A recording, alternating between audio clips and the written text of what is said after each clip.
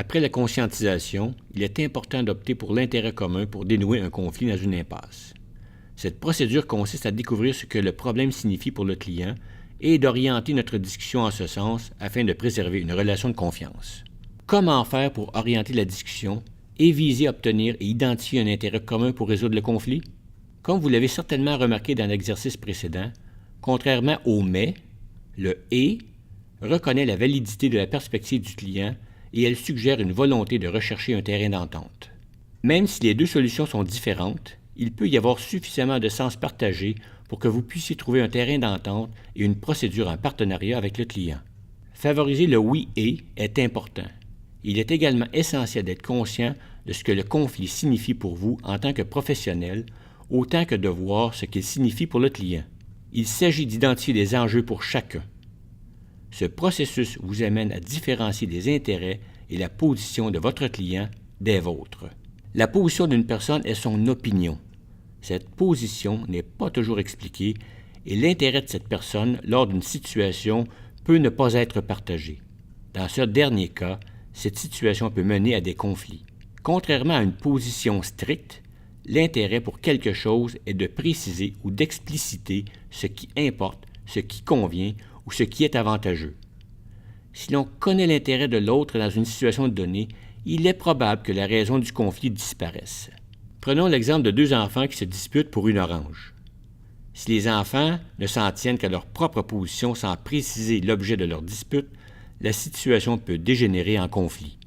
Par contre, si l'un souhaite avoir l'orange pour avoir le zeste de celle-ci pour faire un gâteau, et l'autre souhaite avoir le jus pour se désaltérer, le conflit cesse et chacun peut y trouver son compte. Revenons à des situations pratiques avec un client ou une cliente.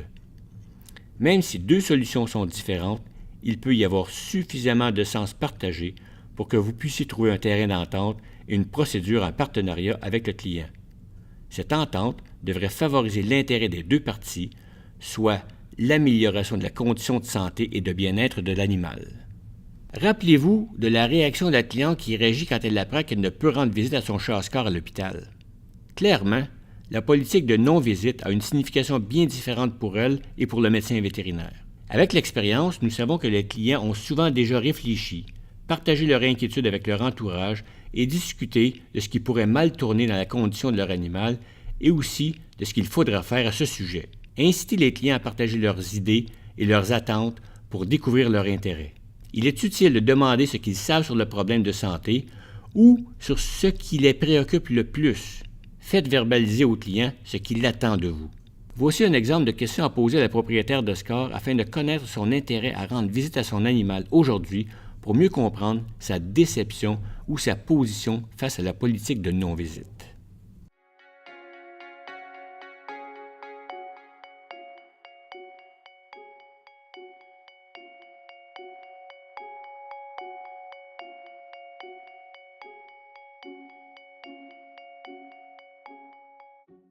Voici maintenant un autre exemple.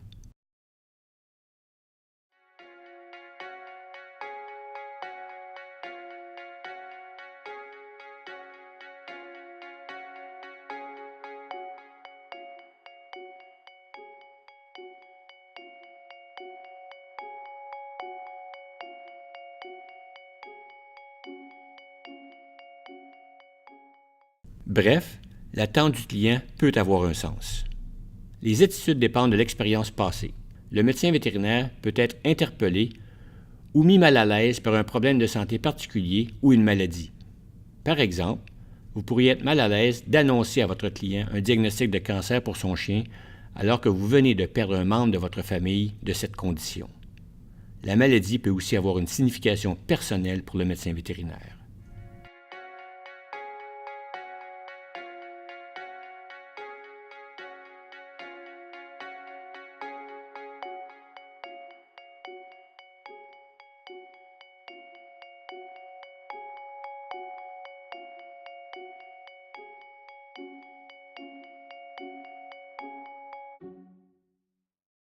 Il faut donc aussi prendre conscience de ce qui nous affecte comme médecin vétérinaire et se recentrer sur les attentes du client pour trouver les intérêts communs et éviter des malentendus.